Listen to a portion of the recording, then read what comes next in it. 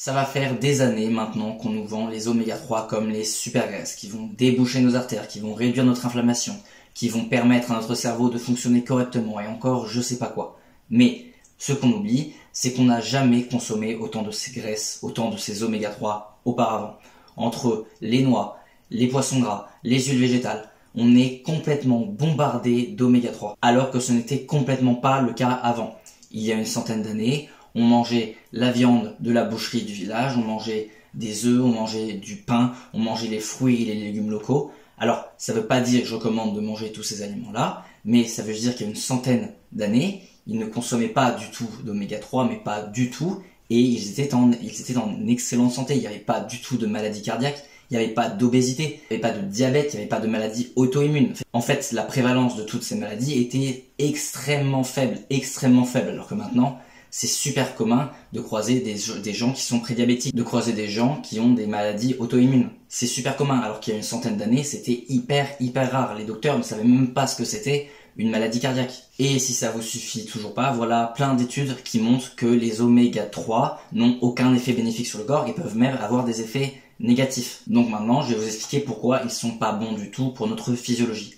Les oméga 3 sont des acides gras polyinsaturés, ça veut dire qu'ils ont plusieurs insaturations sur la chaîne de carbone, exactement comme les oméga 6. Et le problème de ces insaturations, c'est que ça les rend très facilement oxydables et qu'ils vont créer des peroxydes très facilement dans notre corps. Ils vont créer du stress oxydatif. Et ce stress oxydatif va endommager toutes les structures de notre corps, que ce soit dans l'appareil digestif, dès qu'ils arrivent, ils peuvent s'oxyder et ils vont donc endommager la paroi de notre intestin, que ce soit une fois en circulation dans notre sang, ça va pouvoir endommager tous les métabolites qui sont dans notre sang, ou même une fois que ces graisses polyinsaturées ont été utilisées pour construire les membranes de nos cellules. Car oui, les graisses servent à fabriquer les membranes de nos cellules. Et donc ça va aussi endommager vos membranes cellulaires et les rendre plus perméables et moins efficaces. Je vais faire une analogie. Normalement, vos membranes cellulaires sont faites en graisse saturée et en graisse monoinsaturée. C'est comme si vous construisez votre maison en briques. Toutes les cellules, normalement, sont faites majoritairement de graisse saturée et monoinsaturée. Ça permet la stabilité de votre corps et qu'il soit résistant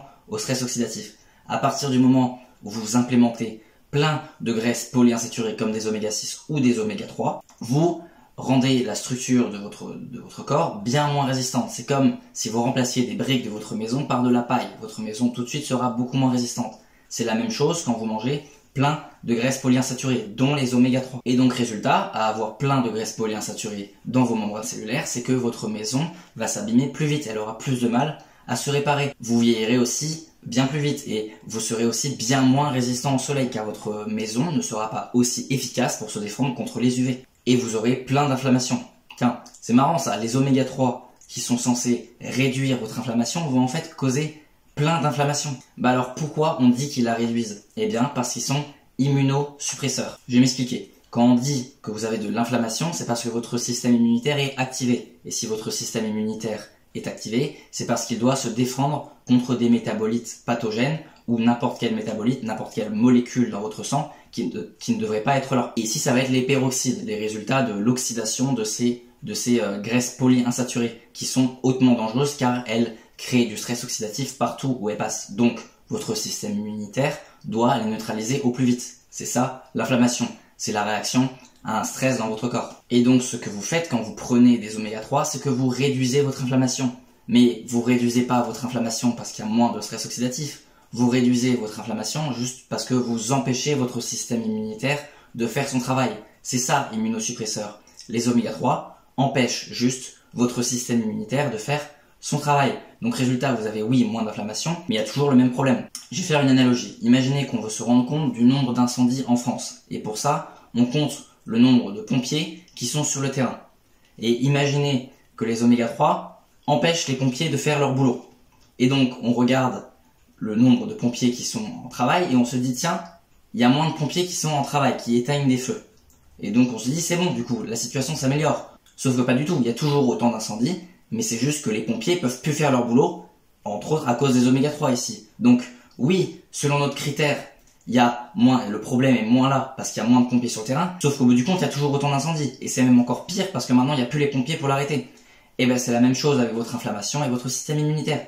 Les oméga 3 empêchent votre système immunitaire de faire son travail, ils sont immunosuppresseurs. Mais le problème en amont est toujours là. Vous avez toujours ces métabolites et ce stress oxydatif qui est là, et juste les oméga 3 empêchent votre système immunitaire de faire son boulot.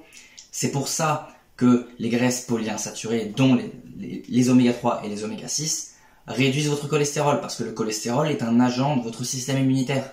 Si votre cholestérol dans votre sang est trop élevé, ça veut dire qu'il y a un problème en amont. Ça veut dire qu'il y a trop de stress oxydatif ou que votre métabolisme est trop lent. Et donc oui, les graisses polyinsaturées vont réduire votre cholestérol, mais pas de la bonne façon.